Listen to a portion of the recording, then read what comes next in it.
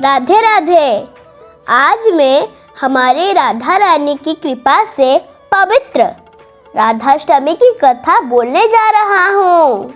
भाद्र मास की शुक्ल पक्ष की अष्टमी तिथि के दिन राधा अष्टमी मनाया जाता है। इस दिन भगवान श्री कृष्ण की प्रिया राधा रानी की जन्म हुई थी।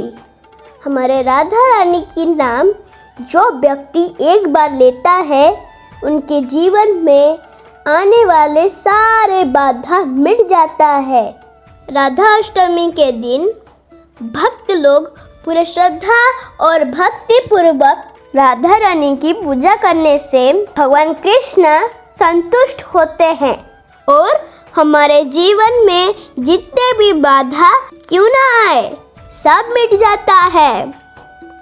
हमारे राधा रानी की जन्म माता के गर्भ से नहीं हुआ था बल्कि वृषभानु जी की तपोभूमि से प्रकट हुई थी। एक बार नारद जी ने भगवान भोलेनाथ जी से प्रणाम करते हुए पूछे, हे भगवान, राधा रानी कौन है?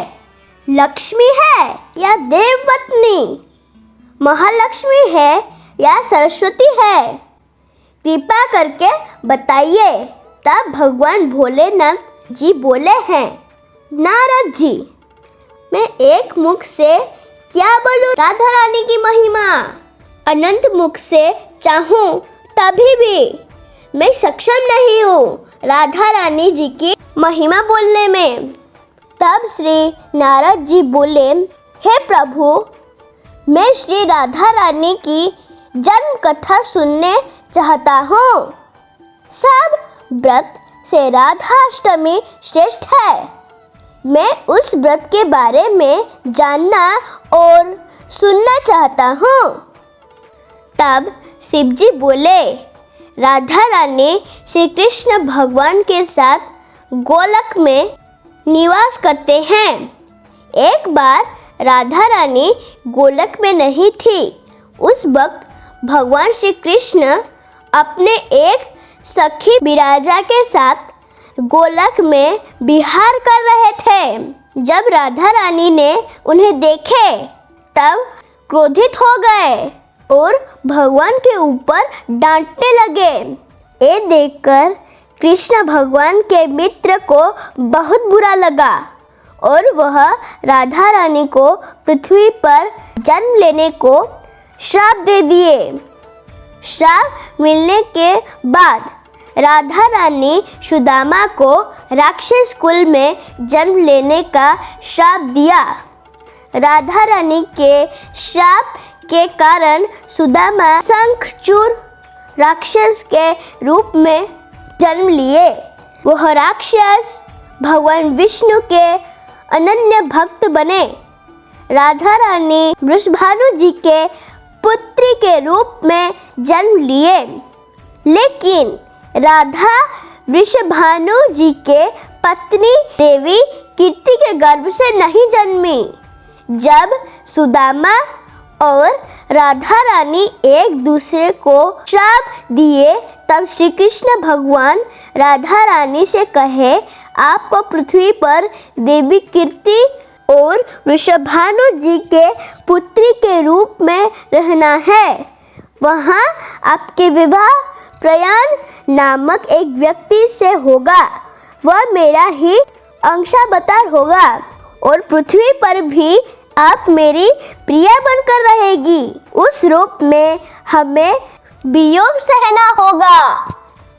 सांसारिक रूप में देवी कीर्ति गर्भवती हुई और उनकी प्रसव भी हुई, लेकिन देवी योग माया की प्रेरणा से देवी कीर्ति के गर्भ से वायु का प्रवेश हुआ और उन्होंने वायु को जन्म दिए। तभी वहाँ एक अलौकिक शक्ति प्रकट हुई जिससे चारों तरफ आलोक छा गई। सभी के आंख बंद हो गई। इतनी में राधा रानी प्रकट हो गई। तब वृषभानु जी और उनके पत्नी ने राधा रानी की लालन पालन बड़े प्यार से किए। पुराण के अनुसार राधा रानी माँ लक्ष्मी के अवतार थी। जब श्री कृष्ण भगवान द्वापर युग में जन्म लिए तब देवी लक्ष्मी राधा के रूप में प्रकट हुई। राधा श्री कृष्ण से बड़ी थी, लेकिन उनकी सबसे अच्छा समय श्री कृष्ण भगवान के साथ गुजरी। पुराण में राधा रानी को कृष्ण बल्लभा कहा गया है। शास्त्रों के अनुसार राधा और कृष्ण कभी अलग नहीं थे, वह दोनों एक ही थे। अपने जीवन के अंतिम दिनों में राधा रानी ने अपना घर छोड़ दिए। श्री कृष्ण भगवान से मिलने द्वारका चली गईं। जब वह दोनों मिले, दोनों ने कुछ नहीं कहे। दोनों जानते थे वह मन से जुड़े हुए हैं, लेकिन राधा रानी को लगा कृष्ण के पास रहकर उन्हें कोई सुख नहीं दे रहा है। जब वह मन से कृष्ण से जुड़ी हुई थी, खुश थी। ये सोचकर राधा रानी बिना कुछ बताए महल छोड़कर चली गई, लेकिन अंतिम क्षण में वह भगवान कृष्ण से मिलना चाहती थी। भगवान उनकी इच्छा को जान चुके थे, इसीलिए राधा रानी याद करते ही वहाँ कृष्ण पहुँच गए। राधा रानी की अंतिम इच्छा पूरी की, जिसमें वह राधा रानी को मधुर बांसुरी बजाकर सुनाई। श्री राधा रानी जिसको सुनते सुनते कृष्ण में विलीन हो गई। राधा रानी अपने सब कुछ श्री कृष्ण को समर्पित कर दिए थे, यानी वह दोनों एक हो गए थे।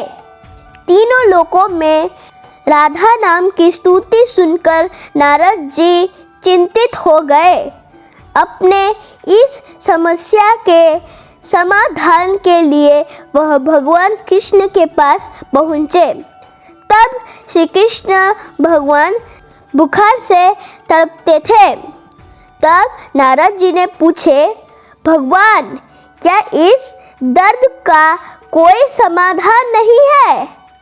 तब कृष्ण भगवान बोले, यदि मेरा कोई भक्त अपना चरण धूलि मुझे सिर में लगा दे तभी मेरा बुखार ठीक होगा। यदि रुक्मणी चरण धूलि सिर में लगाएगी तभी मैं ठीक हो जाऊंगा। भगवान के आज्ञा के अनुसार नारद जी रुक्मणी जी के पास पहुंचकर सारी बात बताए और चरण धूलि मांगने लगे। तब रुक्मणी जी ने बोले, नहीं नहीं, मुझे पाप लगेगी। नारद जी श्री कृष्ण भगवान के पास सारी बात बताए। तब श्री कृष्ण ने राधा रानी के पास भेजे।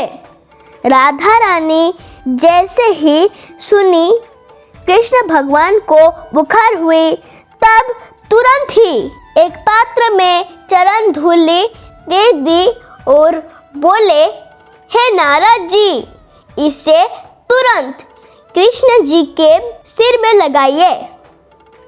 मैं जानती हूँ मुझे नरक मिलेगी, परंतु मेरे प्रियतम के लिए मैं यह यातना सह लूंगी। तब नारद जी समझ गए तीनों लोक में राधा रानी की स्तुति क्यों हो रही है। इस प्रकार राधाष्टमी की कथा समापन हुई। राधे राधे, हरे कृष्ण।